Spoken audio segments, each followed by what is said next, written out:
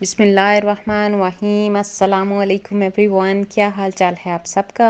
Welcome to another video. ये जो मेरा ट्रैवल लॉग है ना, इसमें बहुत लंबा गैप आ गया क्योंकि मामा के एग्ज़ाम्स चल रहे थे, फाइनल्स, तो उनमें मैं बिज़ी थी। आज थोड़ा सा टाइम था मेरे पास तो मैंने कहा भाई आगे कंटिन्यू करें। तो ये जी हम लोगों का इस्तांबुल जो ट्रांजिट था, उसके बाद हम लोगों को जाना था बर्लिन। 2 घंटे स्टे था इस्तांबुल में, 7:30 बजे से 9:30 बजे तक। तो तकरीबन 10 बजे के करीब हमारा ये टेक ऑफ किया प्लेन। और फिर हम लोगों का आगे तुर्की से बर्लिन का 2 घंटे का सफ़र है। मुझे ये कन्फ्यूजन ही रहा है वापस आके भी, वहाँ पे भी, भाई हमारा सफ़र कितने घंटे का था। रियाद से तुर्की तक 4 घंटे था और तुर्की से आगे बर्लिन जो है वो 2 घंटे का था। तो ये जो है ना, तुर्की आगे पीछे इसके सारा समंदर था। ये देखें नीचे शिप्स, खूबसूरत समंदर नज़र आ रहा था। और ये जो हमारा पूरी फ़्लाइट रही है ना, ये जो हमारे पायलट साहब है ना, वो बहुत हाइट पे नहीं लेके गए हमें। नीचे से सारे रास्ते सारा कुछ नज़र आ रहा था। ऐसा लग रहा था उन्हें पता है कि ये जो है ना, ये टूरिस्ट जा रहे हैं, तो चलो इनसे कोई चीज़ मिस ना हो, बेशक प्लेन में बैठे हुए हों या प्लेन से बाहर हों। तो ये हम लोगों ने सारे रास्ते तकरीबन सारा लैंडस्केप इंजॉय किया। मेरी आंखें नींद से भरी हुई थी, खुल नहीं रही थी, लेकिन थोड़ी थोड़ी देर बाद खोल के तो फिर मैं देखती थी भाई नीचे क्या सीन चल रहा है। ये देखें बादल कितने खूबसूरत, ऐसे लग रहा था जैसे बादलों का समंदर है पूरा, और इतने कलरफुल।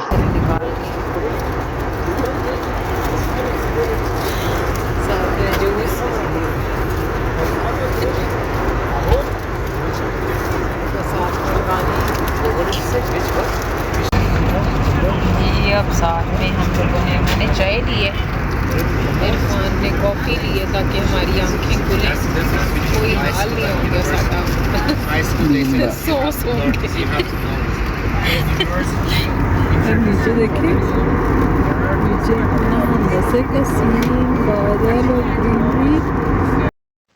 अच्छा, हम लोग घर से चले थे ना रियाद में, तो अब गर्मी काफ़ी आ गई थी, बहुत ज़्यादा तो नहीं थी बट गर्मी आ गई थी। तो हम लोगों ने इतने मोटे मोटे जैकेटें उठाए हुए थे, इरफान ने भी और मैंने भी। तो हमें जब एयरपोर्ट पहुँचे रियाद, तो देखा लोगों ने उठाए हुए नहीं हैं। हमने कहा यार पता नहीं, हम शायद ज़्यादा गर्म जैकेट्स ले आए हैं। तो मुझे ये था या अल्लाह कोई थोड़ा सा ना सर्दी हो जाए ताकि हलाल हो जाए हमारी जैकेट्स उठा के लाना। तो तुर्की पहुँचे, वहाँ पे भी सर्दी थी, बहुत ज़्यादा नहीं थी बट सर्दी थी। जब हम लोग प्लेन से बाहर निकले कि जैकेट्स वगैरह पहनी जा सकती थी, लेकिन हमारी कुछ ज़्यादा ही वार्म थी। फ़ील हो रहा था भाई कि इतने की ज़रूरत नहीं है। लेकिन वहाँ से ऑनवर्ड्स आगे सर्दी शुरू हो जानी थी। ये थोड़ा आइडिया था, लेकिन किस हद तक होती है ये अंदाज़ा नहीं था। तो खैर हम लोग अपनी जैकेट्स वगैरह, प्लेन में तो बिल्कुल ज़रूरत नहीं थी। तो हमने कहा अब आगे देखते हैं कि आगे क्या सीन होता है। अच्छा, जब मेरा फाइनल हुआ था ना ये जाने का, तो तब आई थिंक फरवरी था। और यहाँ पे तो तकरीबन जनवरी के एंड या मैक्सिमम फरवरी के मिड तक सब जो भी गर्म स्टफ़ होता है ना वो अवेलेबल नहीं रहता, या गिने चुने बस थोड़ा बहुत आपको चीज़ें मिल जाती हैं। तो मैंने कहा यार कोई बेसिक चीज़ें मैं ले लूँ कि यहाँ पे इतनी सर्दी तो होती नहीं कि आपको बहुत गर्म वाली जैकेट्स आपके पास हों। तो वो इत्तेफाक से मैं एक दो जगह पे ढूंढा, बस बाय चांस मुझे एक जैकेट मिल गई, लॉन्ग कोट, और एक जो है ना वो मुझे एक फ्लीस का इनर मिल गया। तो वो जो थे ना मेरे पास, बस यही दो थे सहारे ज़िंदगी के इतनी सर्दी को फेस करने के लिए। बट अल्हम्दुलिल्लाह जो फ्लीस है ना वो, क्योंकि बिल्कुल लाइट वेट स्टफ़ होता है और बहुत गर्म स्टफ़ होता है कि अच्छा खासा आपकी सर्दी को कवर कर लेता है, उसने भी बहुत हेल्प की। और फिर मेरा जो है ना लॉन्ग कोट था वो ओपन था लेकिन बहुत हेल्पफुल रहा। तो मेरे बस यही दो सहारे थे जिन्होंने मेरा बहुत साथ दिया। तो इरफान के पास तो ये एक जैकेट थी, लेकिन अच्छी खासी गर्म जैकेट थी, तो हमारे लिए बहुत यूज़फुल रहा। अब ये देखें टाइम टू टाइम लैंडस्केप्स और इतने डिफरेंट सीन्स आ रहे थे, कहीं एकदम बादल आ जाते थे, कहीं ग्रीनरी, कहीं पे समंदर आ रहा है, है। ये भी हम लोगों को लग रहा था कि ये जो एरिया ना, लगता है कि थोड़ा-सा लैंडिंग के करीब था काम, तो ये भी समंदर ही साइड पे चल रहा था। तो बहुत खूबसूरत सीन्स, और यहाँ पे जैसे ही जर्मनी वाला एरिया शुरू हुआ ना, बल्कि तुर्की में भी नीचे जब भी देखते थे ना, तो फुल ग्रीन माउंटेन्स। 1-2 जगह पे हमें लगा कि वो स्नोई पीक्स नज़र आई बीच में से, और बाकी जो है ना वो माउंटेन्स फुल ग्रीन सारे रास्ते में, कहीं पे भी ऐसे चट्टानों वाले और स्टोनी माउंटेन नहीं नज़र आए। ये फिर हम लोगों का अराइवल हो रहा था बर्लिन में, और रियाद से बर्लिन का डिफरेंस बस 1 घंटे का था, कि बर्लिन 1 घंटा पीछे था रियाद से। तो इतना ज़्यादा फ़र्क नहीं था। हम लोगों को ये था कि ईज़िली हम लोग कांटेक्ट कर सकते हैं बच्चों से। बहुत ज़्यादा टाइम डिफरेंस आ जाए ना, तो फिर आपके लिए कांटेक्ट करना मुश्किल हो जाता है। अगर टाइम सेम ही हो तो फिर इतना फ़र्क नहीं पड़ता। ये दोपहर का टाइम था, और हम लोग पहुंच गए थे अपनी डेस्टिनेशन पे, एक नई दुनिया में। अच्छा, मैं यहाँ पे थोड़ी हो रही थी नॉस्टैल्जिक सी, वो मैं आपको ज़रा डिटेल बताती हूँ अभी। बर्लिन में सर्दी है ना, यहाँ पे सरसों उगी हुई है, सरसों का साग। ये फ्लावर्स हैं छोटे छोटे, येलो एंड पर्पल फ्लावर्स।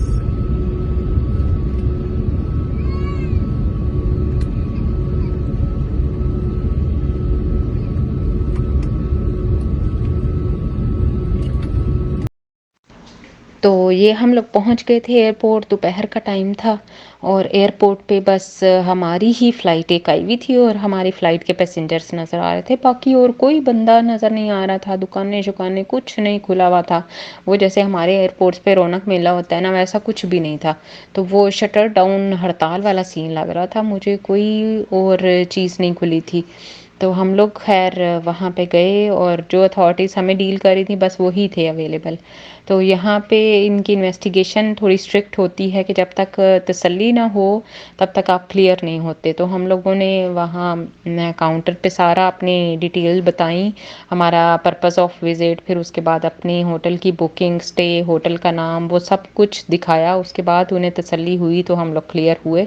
फिर आके तो हम लोगों ने अपना सामान लिया और बाहर आ गए। अब बाहर जो था ना, हमारे साथ एक और फैमिली थी, हम दोनों ने मिल के तो एक टैक्सी हायर की, और होटल की तरफ चल पड़े। अच्छा, थोड़ा सा ना नई जगह पे पता नहीं मुझे ऐसा फ़ील हुआ होता है या फिर कॉमन चीज़ है ये, कि थोड़ा सा ये डाउट था यार, इस बंदे को अंदाज़ा तो हो गया होगा कि हम लोग नए हैं, तो कहीं और ना ले जाए। तो ये भी सबको अंदाज़ा होता है भाई, टूरिस्ट हैं तो कुछ ना कुछ इनके पास सामान भी होगा। तो ये बस थोड़ा सा एक डाउट था, बट खैर अल्लाह का नाम लेके हम लोग चल पड़े। अच्छा, यहाँ पे ना बार-बार मेरे ज़हन में ये चीज़ आ रही थी, जब मैं फ़र्स्ट टाइम निकली थी ना, बल्कि पहुँची थी सऊदी अरेबिया 2007 में, तो पहली दफ़ा पाकिस्तान से बाहर निकले थे, तो ये होता था यार, बाहर का मुल्क, पता नहीं वहाँ पे आसमान कैसा होता होगा, ज़मीन कैसी होती होगी। तो मुझे याद है, इरफ़ान मुझे एयरपोर्ट लेने आए, और ये रास्ते में मुझसे पूछें क्या हाल चाल है, पाकिस्तान में सब खैर खैरियत है, और मेरा दिल करे बस ज़रा ये चुप कर जाएँ। मैंने तो मुँह उठाया हुआ था बाहर की तरफ, बस बाहर ही देखी जा रही थी यार, दरख्त कैसे होते हैं, आसमान कैसा होता है, ज़मीन कैसी होती है।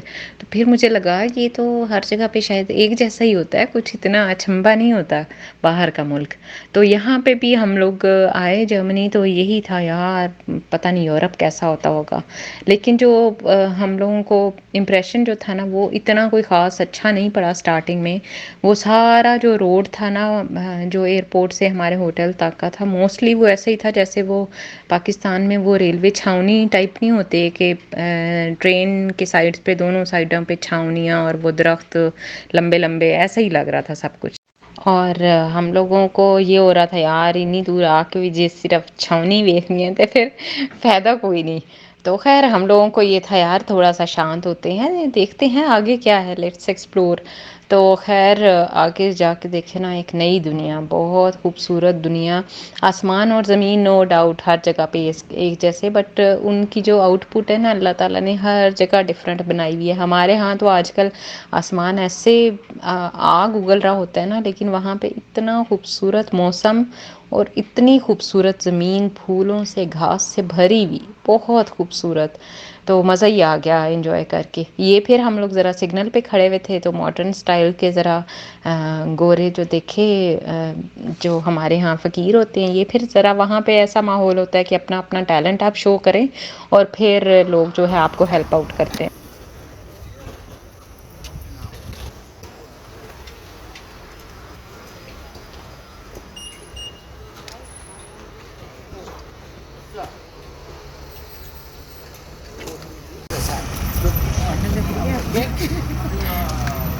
हवा चल रही है ना, हवा चल रही है तेज अच्छे से।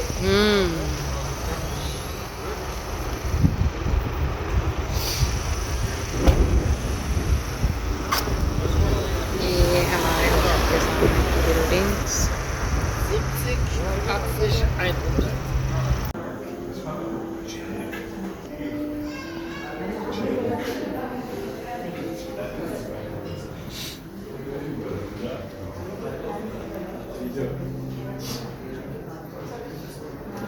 ये लॉबी है जहाँ पे वेट करना है क्योंकि हमारा रूम अभी रेडी नहीं है।